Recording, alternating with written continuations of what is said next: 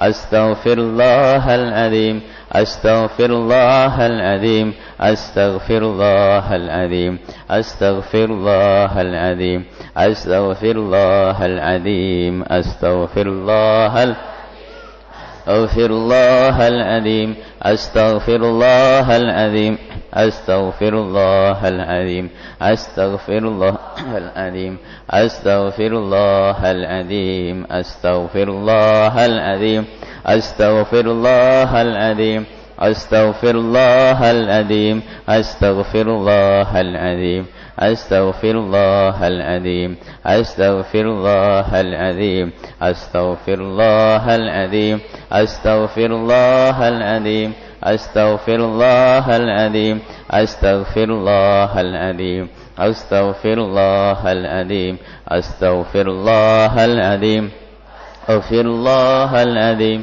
أستغفر الله العظيم أستغفر الله العظيم أستغفر الله العظيم أستغفر الله العظيم أستغفر الله العظيم لي ولوالدي وللمسلمين جميعا أستغفر الله العظيم لي ولوالدي وللمسلمين جميعا أستغفر الله العظيم لي ولوالدي وللمسلمين جميعا اللهم صل على سيدنا محمد وعلى آل سيدنا محمد كما صليت على سيدنا إبراهيم وعلى آل سيدنا إبراهيم وبارك على سيدنا محمد وعلى آل سيدنا محمد كما باركت على سيدنا إبراهيم وعلى آل سيدنا إبراهيم في العالمين إنك حميد مجيد اللهم صل على سيدنا محمد وعلى آل سيدنا محمد كما صليت على سيدنا إبراهيم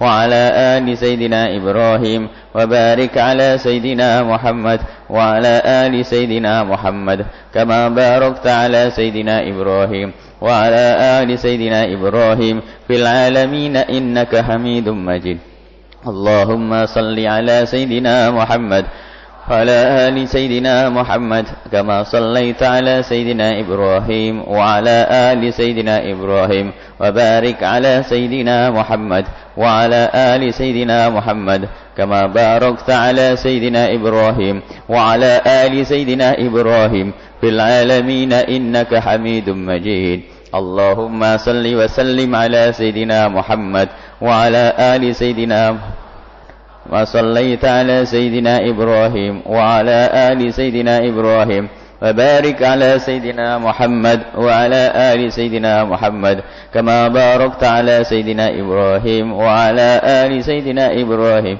في العالمين إنك حميد مجيد اللهم صل وسلم على سيدنا محمد البشير والنذير الذي تنفتح به أبواب الخير وتنغلق به أبواب الشر وعلى آله الأطهار وأصحاب الأخيار اللهم صل وسلم على سيدنا محمد البشير والنذير الذي تنفتح به أبواب الخير وتنغلق به أبواب الشر وعلى آله الأطهار وأصحاب الأخيار اللهم صل وسلم على سيدنا محمد البشير والنذير الذي تنفتح به أبواب الخير وتنغلق به أبواب الشر وعلى آله الأطهار وأصحاب الأخيار اللهم صل وسلم على سيدنا محمد البشير والنذير الذي تنفتح به أبواب الخير وتنغلق به أبواب الشر وعلى آله الأطهار وأصحاب الأخيار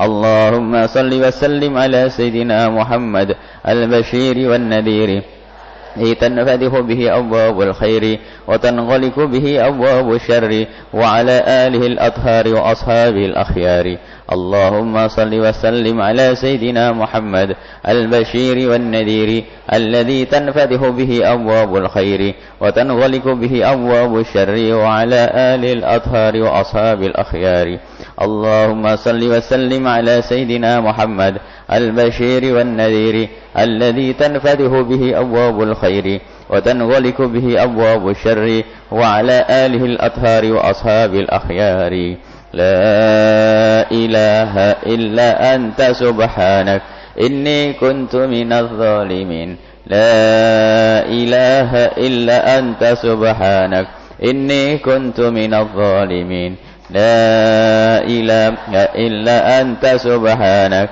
إني كنت من الظالمين أعوذ بكلمات الله التامات من شر ما خلق بكلمات الله التامات من شر ما خلق أعوذ بكلمات الله التامات من شر ما خلق بسم الله الذي لا يضر مع اسمه شيء في الأرض ولا في السماء وهو السميع العليم بسم الله الذي لا يضر مع اسمه شيء في الأرض ولا في السماء وهو السميع العليم بسم الله الذي لا يضر مع اسمه شيء في الأرض ولا في السماء وهو السميع العليم سبحان الله والحمد لله ولا إله إلا الله والله أكبر سبحان الله والحمد لله ولا إله إلا الله والله أكبر سبحان الله والحمد لله ولا إله إلا الله والله أكبر بسم الله الرحمن الرحيم قل هو الله أحد الله الصمد لم يلد ولم يولد ولم يكن له كفوا أحد بسم الله الرحمن قل هو الله أحد الله الصمد لم يلد ولم يولد ولم يكن له كفوا أحد بسم الله الرحمن الرحيم قل هو الله أحد الله الصمد لم يلد ولم يولد ولم يكن له كفوا أحد بسم الله الرحمن الرحيم قل أعوذ برب الفلك من شر ما خلق ومن شر غاسق إذا وقب ومن شر النفاثات في العقد ومن شر حاسد إذا حسد بسم الله الرحمن الرحيم قل أعوذ برب الناس مالك الناس إله الناس من شر وسواس الخناس الذي يوسوس في صدور الناس من الجنة والناس بسم الله الرحمن الرحيم الحمد لله رب العالمين الرحمن الرحيم مالك يوم الدين إياك نعبد وإياك نستعين اهدنا الصراط المستقيم صراط الذين أنعمت عليهم غير المغضوب عليهم ولا الضالين آمين بسم الله الرحمن الرحيم آمن الرسول بما أنزل إليه من ربه والمؤمنون كل آمن بالله وملائكته وكتبه ورسله لا نفرق بين أحد من رسله وقالوا سمعنا وأطعنا غفرانك ربنا وإليك المصير لا يكلف الله نفسا إلا وسعها لها ما كسبت وعليها ما اكتسبت ربنا لا تؤاخذنا إن نسينا وأخطأنا ربنا ولا تحمل علينا إصرا كما حملته على الذين من قبلنا ربنا ولا تحملنا ما لا طاقة لنا به وأن اغفر لنا وارحمنا أنت مولانا فانصرنا على القوم الكافرين. Doa sendiri-sendiri dengan bahasa yang kita ngerti.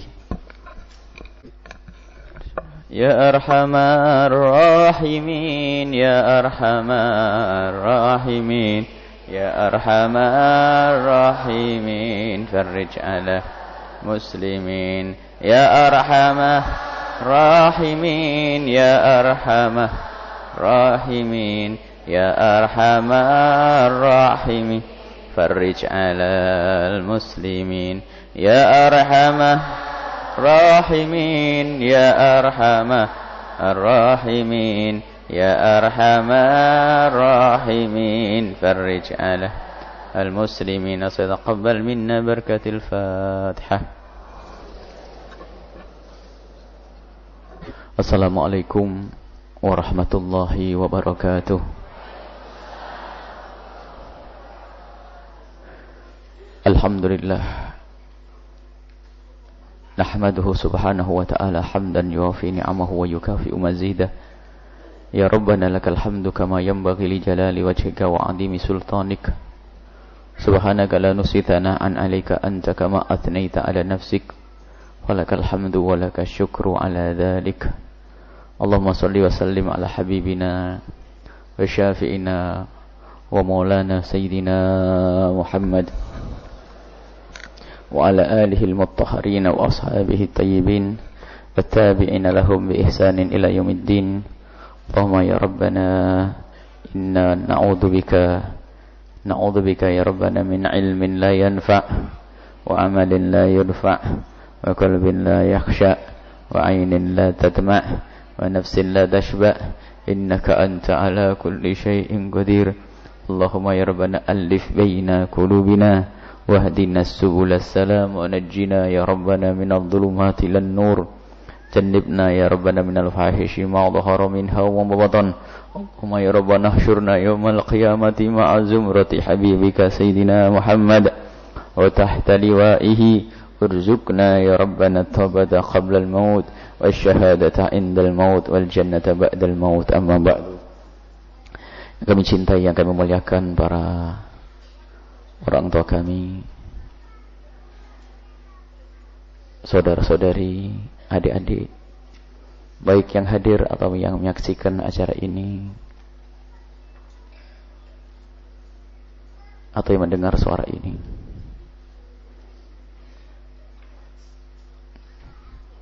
Yang semoga senantiasa diberi oleh Allah keistiqomahan. Dan ini juga informasi bagi ibu-ibu, bapak-bapak yang mempunyai saudara di tempat yang jauh,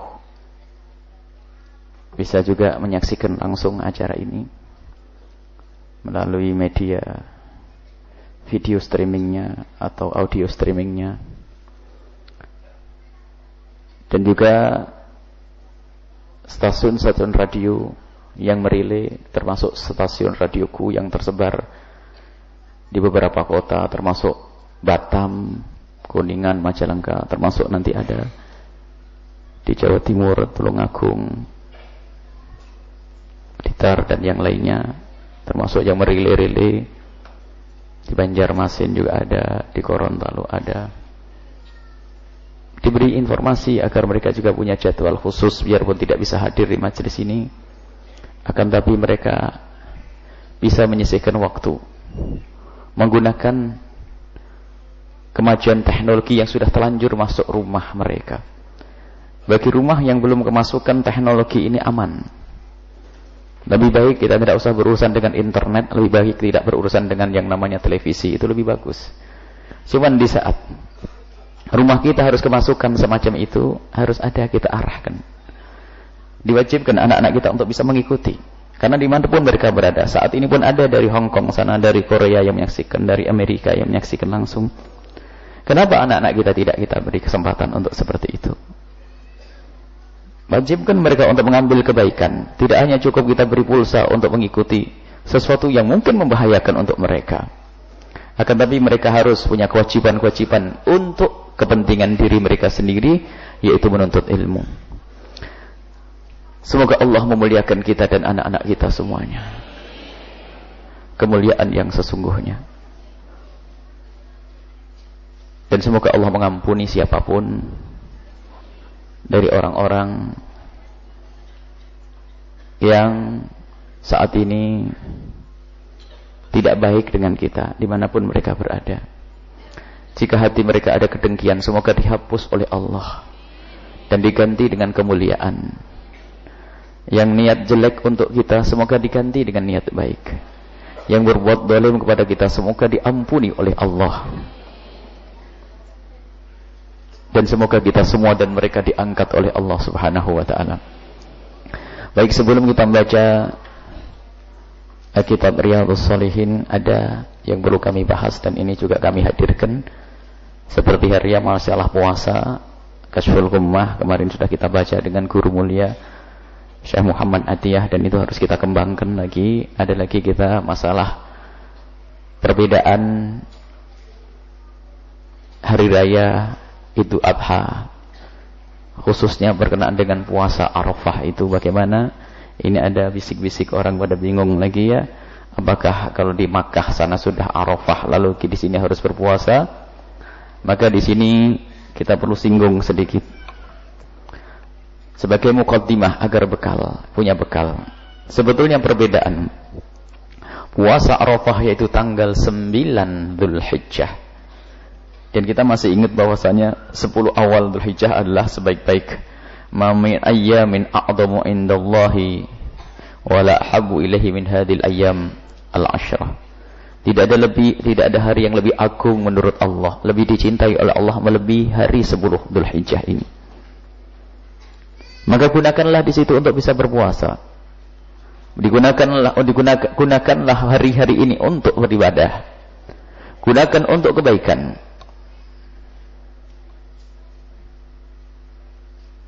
Ma min ayyamin al-amalu salihu fihi afdalu indallahi min hadhil ayyamil ashr.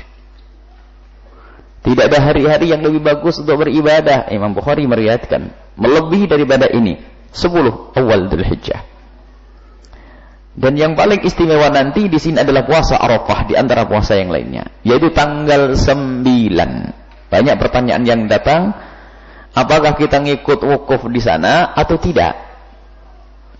Di sana kalau wukuf berarti disunahkan puasa bagi yang di sana. Lalu bagi yang di sini bagaimana cara puasa kita? Apakah kalau di sana besok wukuf lalu kita juga ikut puasa besok atau bagaimana? Perbedaan ini tidak lepas dari perbedaan para ulama tentang perbedaan matla', tempat hilal dilihat. Jadi di saat ada perbedaan matla', jadi ada hilal di sini, ada tempat-tempat untuk melihat hilal ya, seperti halnya di Tanjung Kodro, kemudian di daerah-daerah itu. Dan tempat-tempat itu berbeda, dan para ulama berbeda pendapat tentang masalah penetapan hilal. Jumhur ulama dari madhab Imam Abu Hanifah dan madhab Imam Malik dan madhab Imam Ahmad ibn Hanbal, selagi hilal bisa dilihat di satu tempat, yang lainnya ngikut. Kecuali madhab kita Imam Asy-Syafi'i radhiyallahu anhu, setiap daerah punya matlak yang berbeda-beda, sehingga mungkin terjadi perbedaan. Sehingga mungkin hari rayanya orang yang ada di India adalah besok, kita hari ini. Mungkin yang di Mekah besok, kita hari ini. Karena perbedaan tempat matlaknya hilal itu. Dan perbedaan ini diakui oleh para ulama dari masa ke masa. Sehingga pun demikian, karena di dalam madhab para ulama ini berbeda, madhab Syafi'i berbeda tentang matlak, maka urusan penetapan tanggal 9 itu juga disesuaikan dengan perbedaan ini. Artinya, kita dihimbau untuk berpuasa di tanggal 9. Dan tanggal 9 itu bagi orang yang lagi wukuf di saat lagi di Mekah namanya hari Arafah, hari orang wukuf. Kalau orang yang ada di negeri ini disesuaikan tanggal 1-nya kapan. Tidak ngikut yang ada di sana. Itu menurut madhab kita Imam Asy-Syafi'i radhiyallahu anhu. Dan ini pernah terjadi perbedaan. Imam Ibnu Hajar Al-Asqalani mengisahkan bahasanya ada perbedaan. Ini insyaallah kami hadirkan dalam bentuk tulisan, bisa dibawa, nanti bisa dibekal dengan 2 bahasa langsung mungkin insyaallah. Ini ada disebutkan bahwa dikisahkan ada kisah kejadian tahun 800 ini kisah Imba'ul Ghumri bi Abna'il Umri. Jadi Ibnu Hajar Al-Asqalani punya buku cerita tentang orang-orang besar pada zaman tertentu dan kisah mereka. Di antaranya beliau menyebutkan bahwasanya tentang kejadian di tahun 828 Hijriah.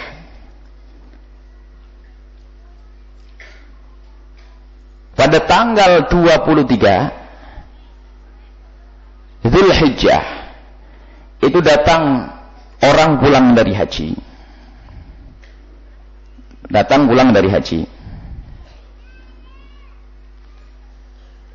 Nah, pulang dari haji itu membawa berita kapan wukufnya nanti. Ternyata wukufnya sangat berbeda. Selisihnya 2 hari. Jadi perbedaan antara wukuf tanggal 9 yang ada di Mekah dengan kejadian di Mesir 2 hari perbedaannya. Dan mungkin sekali itu semuanya. Jadi ada perbedaan. Sehingga hal semacam ini biasa saja bagi mereka. Jadi di Mekah itu wukufnya misalnya tanggal hari Jumat, tak taunya apa? Dia mendahului hari Kamis atau mungkin hari Sabtu. Mungkin. Dan hal yang semacam itu adalah bagi para ulama adalah hal yang wajar saja. Jadi selagi kita bermadhab Imam Syafi'i radhiyallahu anhu, maka disesuaikan dengan daerahnya masing-masing. Baru tanggal 9-nya nanti dia berpuasa, namanya puasa Arafah. Baik, ini puasa Arafah. Kemudian kita bicara tentang para madhab. Ternyata selain dari madhab Imam Syafi'i, termasuk madhabnya pengikut madhab Imam Ahmad ibn Hanbal, dan khususnya juga madhab Imam Abu Hanifah radhiyallahu anhu, unik dalam hal ini. Imam Abu Hanifah atau madhab Hanafiyah itu Di dalam urusan matlak itu tidak ada perbedaan. Selagi hilal bisa dilihat di satu tempat, yang lain yang ikut. Ternyata mereka yang pakai madhab semacam ini mengecualikan kecuali dia bulan Dzulhijjah. Kalau bulan Dzulhijjah keluar dari kesepakatan mereka bahwasanya matlak tidak berbeda. Jadi kalau Dzulhijjah disesuaikan dengan daerah masing-masing. Nah ini Ibnu Abidin menjelaskan bahwasanya tambih, bahkan pakai kalimat tambih, peringatan. Yufhamu min kalamihim, bisa dipahami dari ungkapan para ulama-ulama madhab Maliki Hanafiyah. Di kitabil haji, di dalam bab haji saja. Anna ikhtilafal matali' fihi muqtadar. Khusus bab haji, berbedanya matlak itu dianggap. Jadi biarpun madhab Abu Hanifah yang mengatakan bahwasanya kita harus diseragamkan, akan tapi khusus bab haji mereka mengatakan boleh berbeda. Fala yalzamuhum syai'un law dhahara annahu ra'a fi baldatin ukhra qablahum biyaumin. Maka tidak boleh, padahal madhabnya mereka sama, selagi ada hilal dilihat di satu tempat, yang lain ikut. Aslinya begitu. Ternyata urusan bab haji ini mengatakan kalau di sebuah negeri kelihatan, yang lain belum, nggak boleh ikut-ikutan. Nggak boleh mewajibkan yang lainnya. Ini adalah pendapat yang ada di dalam madhab Imam Abu Hanifah. Jadi madhab Imam Abu Hanifah yang pada dasarnya itu berbeda dengan Syafi'i. Kalau madhab Syafi'i itu berbeda-beda tempat, bisa saja berbeda hari. Akan tapi madhab Abu Hanifah radhiyallahu anhu yang mengatakan selagi hilal bisa dilihat di satu tempat, yang lain ikut, tapi bab haji pun mereka berbeda. Dan termasuk Ibnu Qudamah dari madhab Imam Hambali pun demikian. Ibnu Qudamah juga menyampaikan kalimat yang serupa. Jadi ketahuilah bahwa yang demikian ini menunjukkan bahwa yang dari inilah maka kita tidak perlu kita banyak ribut. Kalau sudah di Indonesia, ya sudahlah kita, karena madhab kita adalah rata-rata madhab Imam Syafi'i radhiyallahu anhu, maka ikutilah bahwa yang namanya puasa Arafah adalah tanggal 9 di tempat kita berada. Tidak usah ikut-ikutan dengan yang lainnya. Sehingga puasa Arafah adalah puasa di tanggal 9 Dzulhijjah di sana. Adapun di sini adalah puasa tanggal 9 Dzulhijjah. Bukan kita harus wukuf. Nah, tidak ada wukuf juga di sini. Jadi tanggal 9 itulah waktu kita untuk berpuasa. Dan puasa sunnah di sini sangat dikukuhkan. Ahtasibu 'ala Allah ayyukaffira sanata allati qablah wa sanata allati ba'dah. Berharap Nabi Muhammad itu mengharap bahwasanya dengan ini Allah akan mengampuni dosa yang lalu dan dosa yang akan datang. Ini ringkas saja supaya kita tidak bingung. Jadi nggak usah ikut yang macam-macam. Nah, nanti ada yang permasalahan berikutnya. Penetapan hilal dengan falak, dengan hisab, atau dengan yang namanya melihat langsung. Ini pun juga ada perbedaan ulama. Perbedaan ulama di dalam hal masalah menetapkan tanggal 1 bulan Arab ini, bolehkah kita menggunakan hisab? Ini juga pernah kami sampaikan. Jumhur ulama mengatakan tidak boleh. Akan tapi ada seperti Imam As-Subuki rahimahullah ta'ala, bisa saja hisab itu dipakai. Kapan itu? Di saat hilal itu tidak bisa, maka bisa menggunakan pakai. Misalnya ada tidak terlihat dan macam-macam sebab, sehingga yang namanya hisab bisa saja dipakai menurut Imam As-Subuki rahimahullah ta'ala, dan beliau mengamalkannya. As-Subuki. Jadi As-Subuki menggunakan namanya hisab. Hisab bisa dipakai, biarpun itu mendapat lemah, akan tapi mendapat ulama. Jadi pendapat nomor 2. Yang nomor pertama adalah semua dengan hilal. Sumu li ru'yati wa afdilu ru'yati. Kalau ingin berpuasa dengan ru'yatul hilal, berbuka pun dengan ru'yatul hilal. Ini pendapat yang dikukuhkan. Hisab adalah pendapat lemah. Makanya masyarakat Indonesia berkukuh dengan yang namanya ru'yatul hilal, kecuali sebagian kelompok mendahului dengan hisab. Anggap saja hisab ini masih dianggap, biarpun sangat lemah. Hisab sangat lemah. Jadi hendaknya kita tetap berpegang dengan yang namanya ru'yatul hilal. Baik. Kalaupun ada perbedaan pendapat di antara ulama, ada 2 pendapat semacam ini. Ada hisab, ada ru'yatul hilal. Maka mana yang harus kita ikuti? Maka ketahuilah, yang hendaknya kita ikuti adalah yang sudah diserahkan ke mahkamah, yang ditentukan oleh hakim atau pemerintah. Maka ketahuilah bahwasanya ada sesuatu yang mula-mula masalah khilafiyah, jika sudah diambil oleh seorang pemerintah salah satunya, maka semuanya harus ikut. Karena apa? Hukumul hakim yarfa'ul khilaf. Hukumnya hakim itu akan mengangkat khilaf. Jadi kalau sudah hakim menentukan apa kata pemerintah, ya sudah, kita ikuti. Apakah mengambil hisabnya atau mengambil ru'yah hilalnya? Termasuk di dalam hal menentukan tanggal 9 Dzulhijjah ini. Baik, kalau menurut pemerintah Dzulhijjahnya kapan? Sabtu. Sudah ikuti semuanya, kita tidak usah bingung, tidak usah ngikut hari Jumatnya yang ada di Mekah. Ini adalah supaya tidak bingung, dan ini para ulama, dan kami hadirkan pendapat-pendapat dari para ulama-ulama, bukan dari mazhab kita. Kalau mazhab kita mah jelas. Dalam mazhab kita di mana hilal kita lihat itu tanggal 1, kemudian tanggal 9 yang puasa. Ternyata mazhab lain, Ibnu Qudamah, Ibnu Abidin, itu semua adalah yang satu dari mazhab Hambali, yang satu dari mazhab Imam Abu Hanifah mengatakan bahwasanya berbeda kalau Dzulhijjah. Kalau Dzulhijjah tidak disamakan dengan yang lainnya. Kalau yang lainnya tetap, kalau ada hilal dilihat di satu tempat, yang lain ikut. Tapi kalau bulan Dzulhijjah tidak, disesuaikan dengan tempat masing-masing. Ikhtilaful matali' di sini adalah mu'tabar, berbedanya matlak itu dianggap. Ini dari madhab lain. Madhab lain saja mendukung. Makanya termasuk fatwa-fatwa yang muncul dari ulama-ulama Saudi sana sama dengan ini kebanyakan. Bagaimana di sini kita meributkan sampai berani mengatakan haram, batal segala macam. Ini kalau kita puasa hari Sabtu nanti haram, sudah muncul pengharaman-pengharaman. Seolah-olah dia lebih hebat dari para mujtahid. Ini sudah ada di Facebook, di ini sudah ada. Yang puasa hari Sabtu adalah haram. Dulu, innalillah. Memang ente punya halal haram. Ya. Jadi ikutilah tempat kita masing-masing agar kita tentrem, tidak usah pusing. Ini adalah penjelasan dari para ulama, bukan penjelasan saya. Wallahu a'lam bishawab. Baik. Yang anehnya lagi ribut tentang puasa tanggal 9 tapi nggak puasa. Nah ini muslim ya. Ribut tapi nggak puasa, terus mau ngapain ini? Puasa nggak bu? Kalau bisa hari ini puasa, besok puasa, tanggal 9. Dan ada plusnya. Nanti ada mengamalkan hadis Nabi sallallahu alaihi wasallam, fa'aktsiru fihi tahlil wa tahmid wa takbir. Takbir tahmid, kita baca takbir tahlil Allahu akbar, Allahu akbar menjelang maghrib, dan sekaligus buka bersama di sini. Buka bersama di sini insyaallah ya. Siap ya? Ada lagi yang aneh, ikut buka tapi enggak puasa. Boleh juga, boleh.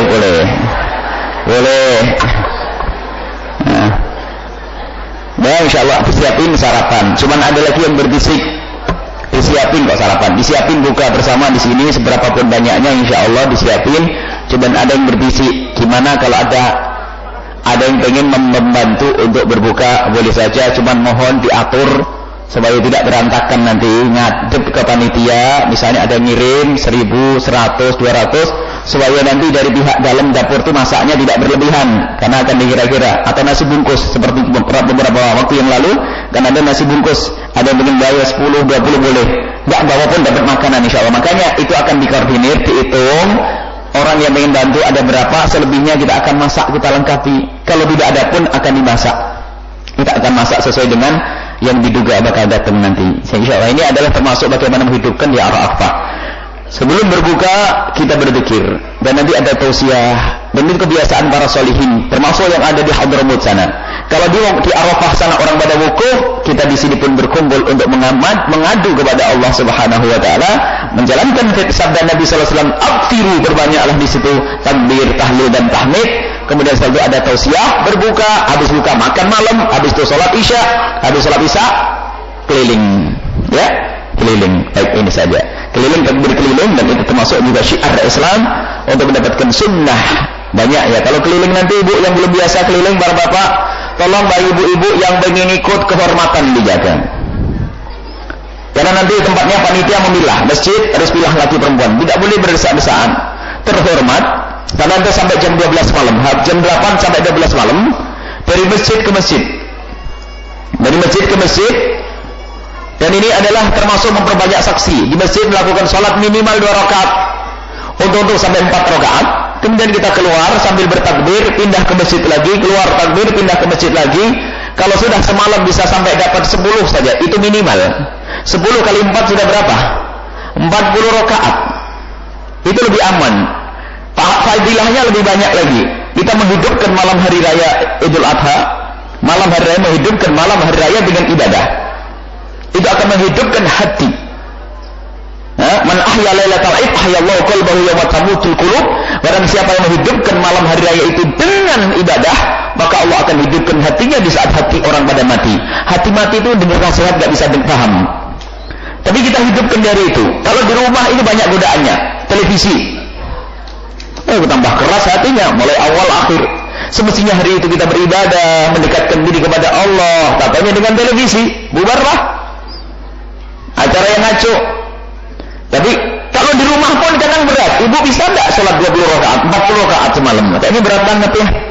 Yang manggil-manggil, televisi manggil, bantal manggil, macam-macam. Maka disiasati dengan keliling itu untuk mengangkat syiar takbir.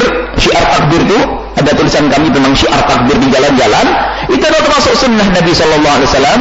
Kemudian mengingatkan orang bahwasanya ini adalah hari baik. Kemudian kita terhormat, kita melakukan sholat sunnah. Kemudian kita memperbanyak saksi. Sebab disunahkan dalam melakukan sholat sunnah itu pindah-pindah, bukan tempat istiqomah. Selain itu pindah dari sini, pindah dari sini, pindah dari sini. Itu adalah kemuliaan, dan itu akan semua akan menjadi saksi untuk kita nanti di akhirat. Engkau telah sholat di masjid ini, kau sholat sini. Maka tetap dengan cara yang terhormat. Ditutup jam 12 sampai di sini selesai. Setelah itu pulang, istirahat, jangan lupa sholat subuh berjamaah. Karena paling ringan yang menghidupkan malam hari raya Idul Fitri dan Idul Adha, paling ringan adalah sholat isya berjamaah, subuh berjamaah. Di antaranya jangan dirusak dengan sesuatu yang lahu, yang tidak ada guna. Kalau tidak bisa ibadah, tidur saja. Habis sholat isya tidur, bangun-bangun sebelum sholat subuh. Itu lebih aman, lebih bagus daripada habis sholat isya nonton televisi. Matikan saja di hari itu, tutup semuanya. Jadi gitu. Yang rugi adalah kayaknya bangun semalam suntuk, katanya giliran sholat subuh nggak sholat berjamaah. Sehingga termasuk tradisi para masyayikh, orang-orang mulia, lihat kalau sudah subuh hari raya Idul Adha itu ramai. Semuanya orang menghidupkan masjid. Kenapa? Ingin mendapatkan kemuliaan, menghidupkan malam hari raya dengan ibadah. Minimal sholat subuh berjamaah, sholat isya berjamaah. Untuk ditambah dengan ibadah yang tadi kita sebutkan. Baik, ini saja, dan kami himbau kepada ustaz dimanapun anda berada, buat acara sekecil apapun besar di hadapan Allah. Kalau anda ustaz di musola, ajak anak santri jamaah di musola untuk keliling melakukan yang serupa. Ada berapa musola di kampung anda? Satu RT mungkin ada 7 musola, datangi. Pindah dari musola ke musola, bawa oncor, tradisi indah. Tapi ingat, laki perempuan harus dijaga. Tidak boleh menjadi ajang kemaksiatan. Laki perempuan dijaga terhormat. Masuk musola sholat 4 rakaat, masuk musola sholat 2 rakaat, 2 rakaat, masuk musola sholat 2 rakaat. Setelah itu pulang, Allahu Akbar, indah dia. Yang ustaz di kampung, di kampungnya. Yang ini, jadi budaya ini dimanapun anda berada, biasakan. Mulai dari yang kecil ya. Kita ini ikut banyak ribuan mungkin barangkali. Coba, tapi dimulai dari 1 mobil dulu itu. Mungkin ratusan orang ikut atau mungkin coba. Dimulai dari 1 mobil, ibda binafsi. Kita 1 mobil sama anak-anak santri, ada orang ikut dan sebagainya. Akhirnya kita kukuhkan sebagai acara mengangkat syiar takbir di luar. Itu adalah termasuk syiar sunnah Nabi Sallallahu Alaihi Wasallam. Jadi mohon nanti para ustaz-ustaz di kampung-kampung menghidupkan kembali. Ini sebenarnya sudah tradisi ulama terdahulu. Dan waktu kami masih kecil pun masih ingat bahwa oncor yang panjang tinggi-tinggi, cuma kadang-kadang nakal sebab ada daun pisang kering, ini ngalah gitu. Ini kebiasaan dulu. Mampir kalau ada nanasnya orang masak, diambil. Ini karena nggak ada pendidikan. Itu kan cuman pengennya syiar, cuman karena nggak pendidikan ngaco jadinya. Gimana ini? Ada ini masih ingat suasana-suasana seperti itu. Semuanya hilang saat ini ya. Hilang semuanya. Yuk kita kembalikan sunnah. Ini syiar ini agar di kampung kita hidup nanti. Semuanya menghidupkan ya. Termasuk anak-anak kita di setiap tempat, termasuk di buyut nanti ada di kampung jalan-jalan. Kali ini kelas kota masuknya pakai motor, ada di daerah-daerah ada. Inilah bagaimana kita menghidupkan malam hari raya dengan ibadah kepada Allah Subhanahu wa taala. Jangan lupa untuk berkorban. Korban adalah sunnah ainiyah. Sunnah dibebankan kepada setiap orang dan setiap tahun. Sunnahnya korban bukan kayak sunnah haji. Jangan salah paham ya. Kalau sunnah haji, kalau sunnah korban bukan kayak wajibnya haji. Kalau haji kan setahun sekali. Kalau korban itu kalau yang namanya korban kan seumur hidup sekali. Haji itu seumur hidup sekali. Haji seumur hidup sekali. Kalau korban, karena di bulan haji kadang orang salah paham. dipikir korban itu seumur hidup sekali kayak haji. Tidak, yang namanya korban itu disunnahkan kapan bulan haji datang. Sunnah kita menyembelih korban. Setiap satu orang disunnahkan satu, namanya sunnah ainiyah. Kalau ternyata rumah kita nggak bisa, mungkin anaknya banyak 12, kan menyembelih 12 kambing pusing, jadi beli 1, 2 atau 3, namanya sunnah kifayah. Sembelihlah kambing seperti Nabi pernah menyembelih kambing. Hadhihi udhiyati wa ahli baiti, ini adalah sembelih kambingku untukku dan keluargaku. Karena tidak bisa semuanya, jadi jangan sampai di rumah kita tidak ada korban deh. Harus kita ada korban, dan korban sunnah semacam ini hendaknya dibagi 3. Sepertiga untuk tamu yang mau datang ke rumah kita, sebab hari raya kan sering ada tamu. Sepertiga lagi adalah dibagi untuk fakir miskin. Sepertiga lagi untuk anak-anak kita dan keluarga kita. Jangan sampai anak kita ngiler, karena bapaknya nggak ngerti, bangun kambing dibagi semuanya di luar. Di rumah pun harus mendapatkan. Yang berkorban boleh makan kambing, asalkan korbannya adalah korban yang sunnah, bukan korban nazar. Jadi tolong hidupkan sunnah ini ya. Kalau bisa bercita-cita tahun depan, cuman permasalahannya lupa. Sekarang nggak punya kambing, kambing sekarang mahal. Kalau belinya 5 bulan yang lalu, dibiara sampai gede, masya Allah ya. Jadi korban setiap tahun, orang per orang, bukan kayak haji. Ya ini karena tradisi salah di masyarakat ini, kita dipikir korban kayak haji. Bener, ada orang ditanya, Bu, korban Bu? Sudah, kapan? 10 tahun yang lalu. Ya pantesan satu kampung yang korban hanya 20 kambing, dibagi untuk 1.000, 2.000 orang, dapatnya 2 on. Untuk satu tusuk sate, yang satu potongan untuk kulit sopnya. Sudah selesai, satunya jatuh sama anaknya, habislah. Tapi kalau negeri orang yang sadar korban hari itu betul hari raya, makan enak kambing, Allah. Kita ingin kembalikan budaya ini, bukan budaya, sunnah Nabi ini. Semuanya bercita-cita untuk bisa berkorban setiap tahun, bukan seumur hidup sekali. Wallahu a'lam bishawab.